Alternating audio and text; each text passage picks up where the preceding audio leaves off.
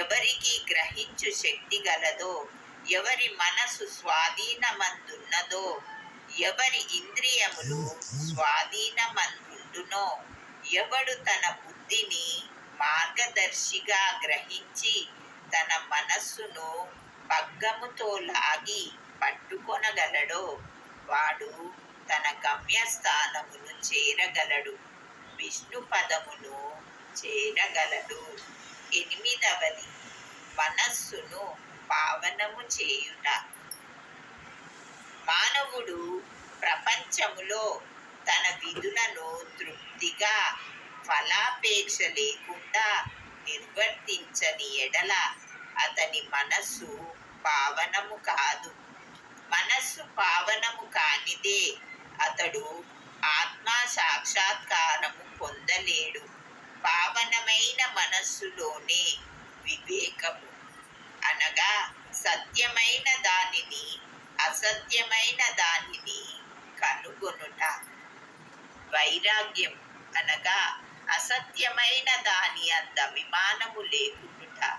మొలకలెత్తి క్రమముగా ఆత్మ సాక్షాత్కారమునకు దారి తీయును. అహంకారము రాలిపోనిదే, లోభము నశించనిదే, మనస్సు కోరికలను విడిచిపెట్టనిదే ఆత్మ సాక్షాత్కారమునకు అవకాశము లేదు. దేహమే నేననుకొనుట గొప్ప భ్రమ. ఈ అభిప్రాయమంద అభిమానముండుటయే బంధమునకు కారణము. నీవాత్మ సాక్షాత్కారమును కాంక్షించినచో ఈ అభిమానమును విడువవలెను. 9వది గురువు యొక్క ఆవశ్యకత. ఆత్మజ్ఞానము మిక్కిలి సూక్ష్మము, గూఢమైనది. ఎవరైనను తమ స్వశక్తిచే దానిని పొందుటకు ఆశించలేరు.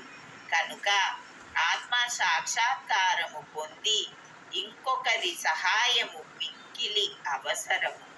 గొప్ప కృషి చేసి శ్రమించి ఇతరులివ్వలేని దానిని అతి సులభముగా గురువు నుండి పొందవచ్చును.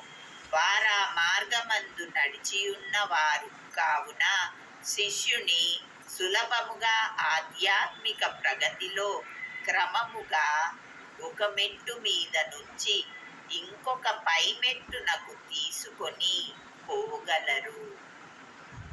10వది భగవంతుని కటాక్షం.